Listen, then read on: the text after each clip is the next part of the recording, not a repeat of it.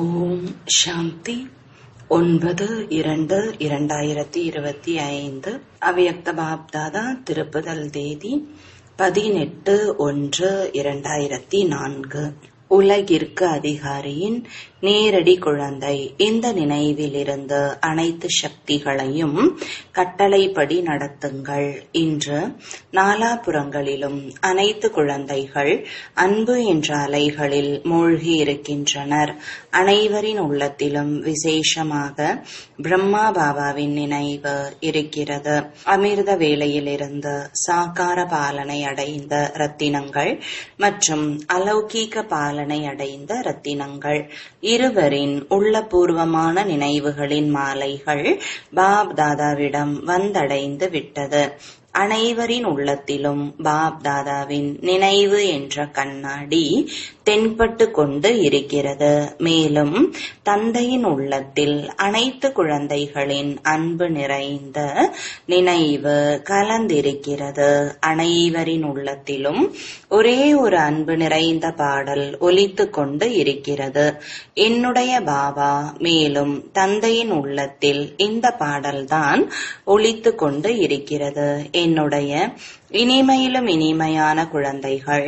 தானாகவே ஒலிக்கப்படும் இந்த பாடல், எல்லையற்ற பாடல் எவ்வளவு பிரியமானதாக இருக்கிறது. பாப் தாதா நாலாபுறங்களிலும் உள்ள குழந்தைகளின் அன்பு நிறைந்த நினைவிற்கு கைமாறாக உள்ளபூர்வமான அன்பு நிறைந்த ஆசீர்வாதங்கள் பல கோடி மடங்கு கொடுத்து கொண்டு இருக்கிறார். இப்பொழுதும் கூட உள்நாடு மற்றும் அயல்நாட்டு குழந்தைகள் அன்பு கடலில் மூழ்கி இருப்பதை பாப்தாதா பார்த்து கொண்டு இருக்கிறார். இந்த நினைவினால் விசேஷமாக குழந்தைகளை சக்திசாலியாக ஆக்கக்கூடிய நாள். இன்றைய நாள் பிரம்மா பாபாவின் மூலம் கிரீடத்தை அணிந்து கொண்ட நாள். பிரம்மா பாபா குழந்தைகளை நிமித்தமாக உலக சேவைக்கான பொறுப்பின் கிரீடத்தை அணிவித்தார். தான் குப்தமாக ஆகி குழந்தைகளை சாக்கார ரூபத்தில் நிமித்தமாக ஆக்கினார். நினைவின் திலகமிட்டார். சுயம் அவ்யக்த சொரூபமானார். பிரகாசத்தின் கிரீடத்தை அணிந்து கொண்டார். அவர் செய்விப்பவராகி குழந்தைகளை செய்பவர்களாக ஆக்கினார். ஆகையால் இந்த நாளை நினைவு நாள் மற்றும் சக்திசாலியான நாள் என்று கூறப்படுகிறது. நினைவு மட்டும் கிடையாது, நினைவின் கூடவே அனைத்து சக்திகளும் குழந்தைகளுக்கு வரதானமாக கிடைத்திருக்கிறது. அனைத்து குழந்தைகளின் அனைத்து நினைவு சொரூபங்களை பார்த்து பாப் தாதா பார்த்து கொண்டு இருக்கிறார். மாஸ்டர் சர்வசக்திவான் சொரூபத்தில் பார்த்து கொண்டிருக்கிறார். சக்திவான்களாக அல்ல, சர்வசக்திவான். இந்த சர்வசக்திகள் தந்தையின் மூலம் ஒவ்வொரு குழந்தைக்கும் வரதான ரூபத்தில் கிடைத்திருக்கிறது. தெய்வீக பிறப்பு எடுத்த உடனேயே பாப் தாதா வரதானத்தை கொடுக்கிறார். சர்வசக்திகள் அடைந்தவர் ஆகுக. இது ஒவ்வொருவரின் பிறந்த நாளுக்கான வரதானம். இந்த சக்திகளை வரதானத்தின் ரூபத்தில் காரியத்தில் பயன்படுத்துங்கள். சக்திகள் ஒவ்வொரு குழந்தைக்கும் கிடைத்திருக்கிறது. ஆனால் காரியத்தில் பயன்படுத்துவதில் வரிசைப்படியாக இருக்கிறது. ஒவ்வொரு சக்தி என்ற வரதானத்தையும் சரியான நேரத்தில் கட்டளையிட முடியும். வரங்களை வழங்கக்கூடிய வள்ளலின் வரதானங்களின் நினைவு சொரூபமாக ஆகி சரியான நேரத்தில் கட்டளையிட்டீர்கள் என்றால் ஒவ்வொரு சக்தியும் ஆஜராகியே தீரும். கிடைத்த வரதானங்கள் எஜமானன் என்ற நினைவு சொரூபத்தில் இருந்து நீங்கள் கட்டளையிடுங்கள். பிறகு சக்திகள் சரியான நேரத்தில் காரியத்தில் பயன்படவில்லை என்று நடக்கவே நடக்காது.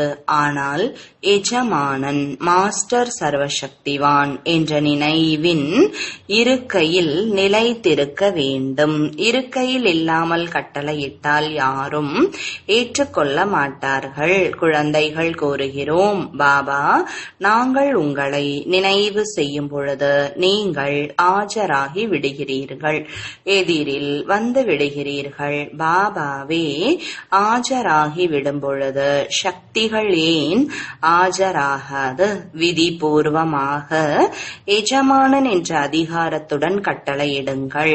இந்த அனைத்து சக்திகள் சங்கம யுகத்தின் பரமாத்மாவின் விசேஷ சொத்தாகும். சொத்து யாருக்காக இருக்கும்? குழந்தைகளுக்காக தான் சொத்து இருக்கும். எனவே அதிகாரத்துடன் நினைவு சொரூபம் என்ற இருக்கையில் இருந்து கட்டளையிடுங்கள். ஏன் கடினமாக உழைக்கிறீர்கள்? கட்டளையிடுங்கள். உலகிற்கு அதிகாரியின் நேரடி குழந்தை. இந்த நினைவின் போதை எப்பொழுதும் வெளிப்படையாக இருக்க வேண்டும். தன்னைத்தான் சோதியுங்கள். உலகின் சர்வசக்திவானின் அதிகாரி ஆத்மா என்ற நினைவு தானாகவே இருக்கிறதா அல்லது அவ்வப்போது இருக்கிறதா? இன்றைய நாட்களில் அதிகாரம் அடைவதில்தான் சண்டையே நடக்கிறது. ஆனால் உங்கள் அனைவருக்கும் பரமாத்ம அதிகாரம், பரமாத்ம சக்திகள் பிறந்த உடனேயே பிராப்தியாக கிடைக்கிறது. எனவே தனது அதிகார சக்தியில் இருங்கள். தானும் சக்திசாலியாக இருக்க வேண்டும் மற்றும் அனைத்து ஆத்மாக்களுக்கும் சக்தி கொடுங்கள்.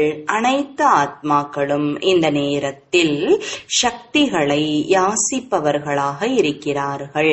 உங்களது சிலைக்கு முன்னால் சென்று யாசித்துக் கொண்டு இருக்கிறார்கள். எனவே தந்தை கூறுகிறார், ஹே சக்திசாலியான ஆத்மாக்களே, அனைத்து ஆத்மாக்களுக்கும் சக்தி கொடுங்கள். இதற்கு ஒவ்வொரு குழந்தையும் ஒரு விஷயத்தில் அவசியம் கவனம் கொடுப்பது அவசியம். பாப் தாதா சமிஞ்சை கொடுத்திருக்கிறார். பாப் தாதா முடிவை பார்க்கும் பொழுது அநேக குழந்தைகளின் சங்கல்பம் மற்றும் நேரம் வீணாகிறது. மின்சாரத்தின் தொடர்பு சிறிது தளர்ந்தால் அல்லது கசிவு ஏற்பட்டால் விளக்கு சரியாக எரியாது. அதே போன்று இந்த வீணானவைகள் என்ற கசிவு சக்திசாலி நிலையை சதா கால நினைவாக உருவாக்க விடாது.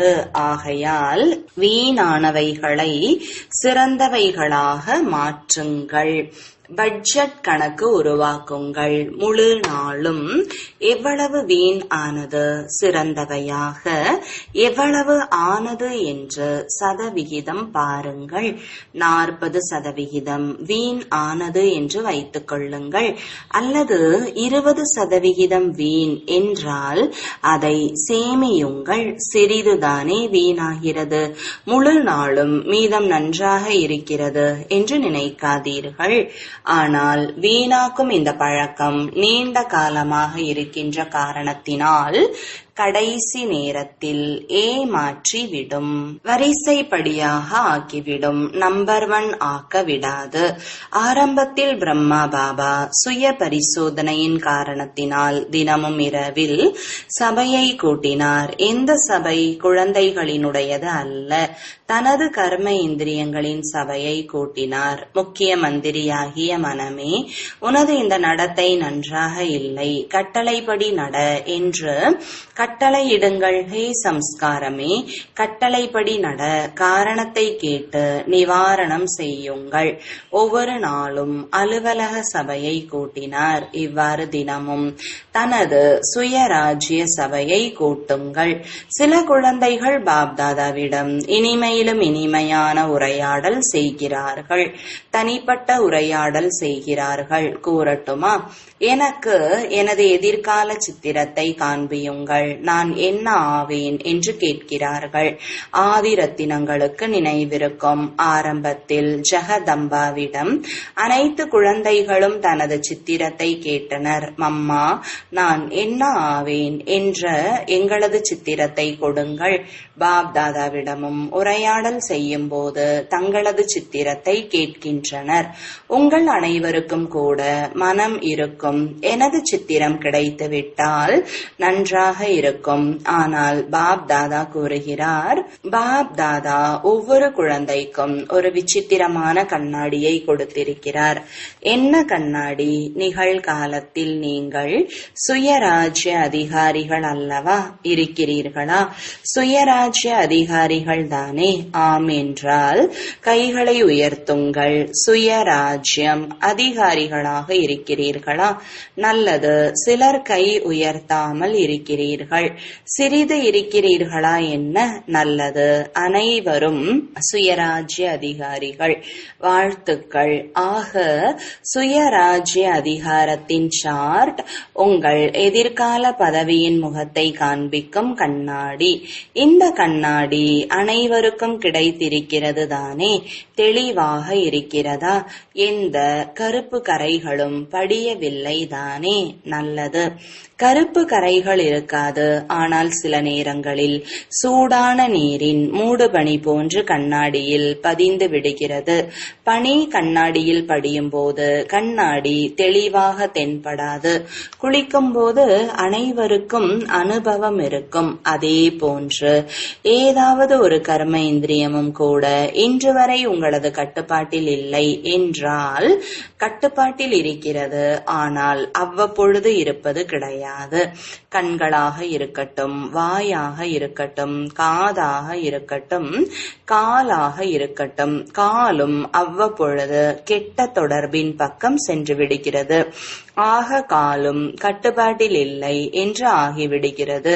குழுவில் அமர்ந்து விடுவார்கள். ராமாயணம் மற்றும் பாகவதத்தின் தலைகீழான கதையை கேட்பார்கள். சரியானதை கேட்க மாட்டார்கள்.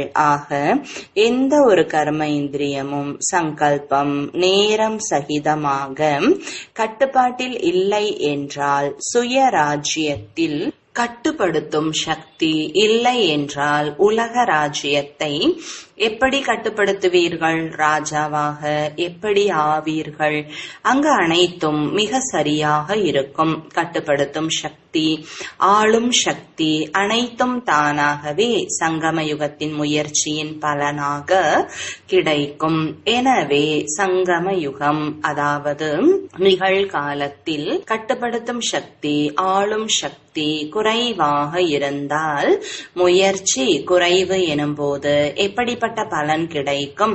கணக்கு பார்ப்பதில் புத்திசாலிகள் அல்லவா? ஆக இந்த கண்ணாடியில் தனது முகத்தை பாருங்கள், தனது தோற்றத்தை பாருங்கள். ராஜாவாக தென்படுகிறதா? ராயல் குடும்பத்தினராக தென்படுகிறதா? ராயல் பிரஜையாக தென்படுகிறதா? சாதாரண பிரஜையாக தென்படுகிறதா? எப்படிப்பட்ட தோற்றம் தென்படுகிறது? சித்திரம் கிடைத்து விட்டதா? இந்த சித்திரத்தின் மூலம் சோதனை செய்யுங்கள். ஒவ்வொரு நாளும் சோதனை செய்ய வேண்டும். ஏனென்றால் நீண்ட கால முயற்சியின் மூலம் நீண்ட கால ராஜ்ய பாக்கியம் பலனாக கிடைக்கும். கடைசி நேரத்தில் எல்லையற்ற வைராகியம் வந்துவிடும் என்று நீங்கள் நினைத்தீர்கள் என்றால், கடைசி நேரம் வரும்பொழுது நீண்ட காலமாக இருக்குமா அல்லது குறுகிய காலமாக இருக்குமா? நீண்ட காலம் என்று கூற முடியாது அல்லவா? எனவே 21 முயற்சி மற்றும் நீண்ட கால பிராப்திக்கு தொடர்பு இருக்கிறது. ஆகையால் அலட்சியமாக இருந்து விடாதீர்கள். இப்பொழுது விநாசத்திற்கான தேதி முடிவாகவில்லை, தெரியவில்லை. 8 ஆண்டுகளில் ஏற்படுமா, 10 ஆண்டுகளில் ஏற்படுமா? தெரியவே இல்லை. இல்லை. வரக்கூடிய காலகட்டங்களில் ஆகிவிடுவேன். கிடையாது. உலகத்தின் இறுதி பற்றி யோசிப்பதற்கு முன் தனது பிறவியின் இறுதி காலம் பற்றி யோசியுங்கள்.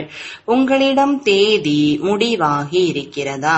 இந்த தேதியில் எனக்கு மரணம் ஏற்படும் என்று யாருக்காவது முடிவாகி இருக்கிறதா? யாரிடமாவது இருக்கிறதா? இல்லை அல்லவா?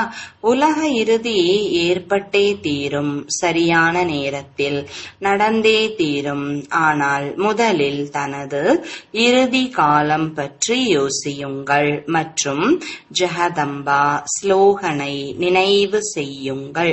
என்ன ஸ்லோகன்? ஒவ்வொரு நிமிடமும் தனது இறுதி நிமிடம் என்று நினையுங்கள். திடீரென்று நடைபெறும். உலகம் உங்களது இறுதி நேரத்திற்கான தேதி கூறப்பட மாட்டாது. அனைத்தும் திடீரென்று நடைபெறும் விளையாட்டு. ஆகையால் சபையை கூட்டுங்கள். ஹே ராஜாக்களே, சுயராஜ்ய அதிகாரி ராஜாக்களே, தனது சபையை கூட்டுங்கள். கட்டளைப்படி நடத்துங்கள். ஏனென்றால் சட்டம் ஒழுங்கு இருக்கும் என்று எதிர்காலத்திற்கான புகழ் பாடப்பட்டு இருக்கிறது. இயற்கையாகவே இருக்கும். அன்பு மற்றும் சட்டம் இரண்டும் சமநிலையில் இருக்கும். இயற்கையாகவே இருக்கும்.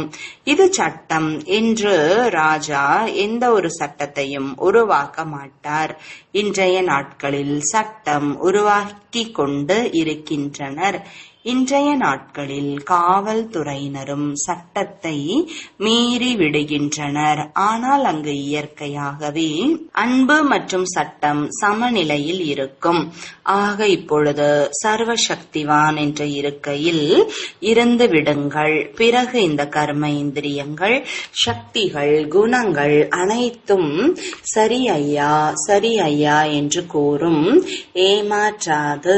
இப்பொழுது என்ன செய்ய போகிறீர்கள்? அடுத்த நினைவு நாளன்று எந்த விழாவை கொண்டாடுவீர்கள்? ஒவ்வொரு மண்டலமும் இந்த விழாவை கொண்டாடுகிறீர்கள் அல்லவா?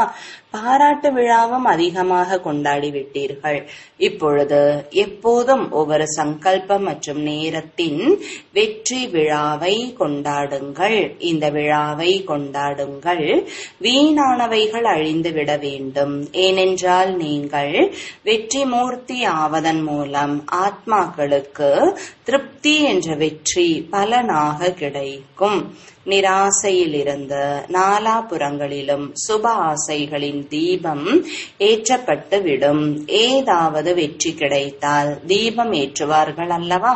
இப்பொழுது உலகில் ஆசைகளின் தீபத்தை ஏற்றுங்கள்.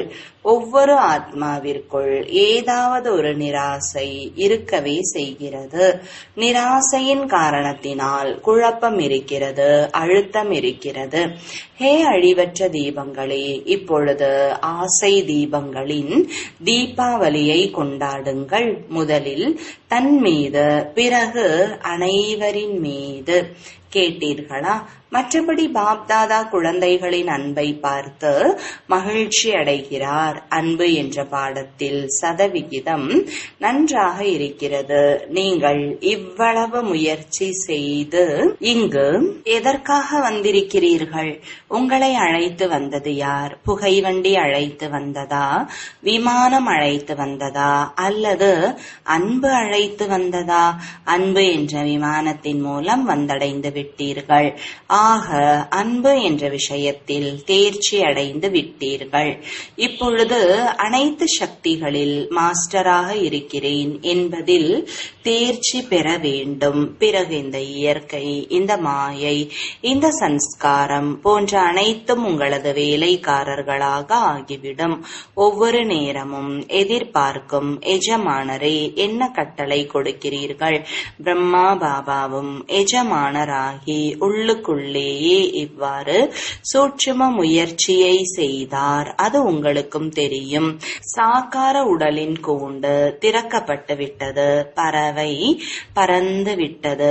இப்பொழுது பிரம்மா பாபாவும் மிக பாசத்துடன், அன்புடன், குழந்தைகளே விரைவில் வாருங்கள், விரைவில் வாருங்கள், இப்பொழுதே வாருங்கள் என்று வரவேற்று கொண்டு இருக்கிறார். ரக்கை கிடைத்து விட்டது நல்லதுதானே? அனைவரும் ஒரு வினாடியில் தனது மனதில் இந்த ட்ரில் செய்யுங்கள். இப்பொழுதே செய்யுங்கள். அனைத்து எண்ணங்களையும் நிறுத்தி விடுங்கள். இந்த ட்ரில் செய்யுங்கள். ஓ பாபா, இனிமையான பாபா, அன்பான பாபா, நான் உங்களுக்கு சமமாக அவ்யக்த ரூபதாரி ஆகியே விட்டேன். இந்த ட்ரில்லை பாப்தாதா செய்ய வைத்தார். நல்லது. நாலாபுறங்களிலும் உள்ள அன்பான மற்றும் சக்திசாலியான குழந்தைகளுக்கு, நாலாபுறங்களிலும் உள்ள சுயராஜ்ய அதிகாரி மற்றும் உலக ராஜ்ய அதிகாரி குழந்தைகளுக்கு, நாலாபுறங்களிலும் உள்ள மாஸ்டர் சர்வசக்திவான் என்ற இருக்கையில் செட்டாகி இருக்கும் தீவிர முயற்சியாளர் குழந்தைகளுக்கு எப்பொழுதும் எஜமானராகி இயற்கை, சன்ஸ்காரம், சக்திகள், குணங்களுக்கு கட்டளையிடக்கூடிய உலக ராஜ்ய அதிகாரி குழந்தைகளுக்கு, தந்தைக்கு சமமாக முழுமை தன்மை, நிறைந்த தன்மையை நெருக்கத்தில் கொண்டு வரக்கூடிய, உள்நாடு வெளிநாட்டில் ஒவ்வொரு இடத்திலும் மூளை முடுக்குகளில் இருக்கக்கூடிய குழந்தைகளுக்கு சக்திசாலியான நாளுக்கான பாப் தாதாவின் அன்பு நினைவுகள் மற்றும் வணக்கங்கள்.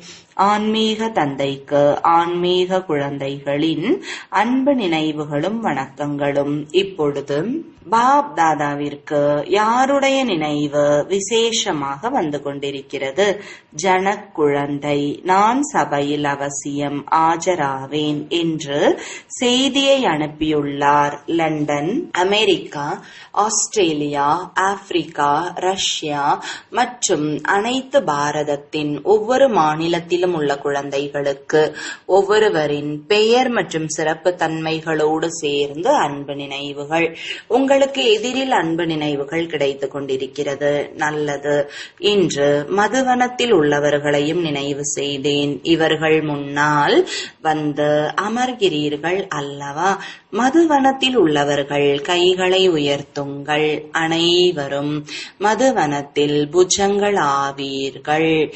மதுவனத்தில் உள்ளவர்களுக்கு விசேஷமாக தியாகத்தின் பாக்கியம் சூக்ஷ்மத்தில் கிடைக்கிறது. ஏனென்றால் இருப்பது பாண்டவ பவனில், மதுவனத்தில், சாந்தி வனத்தில். ஆனால் சந்திப்பவர்களுக்கு வாய்ப்பு கிடைக்கிறது.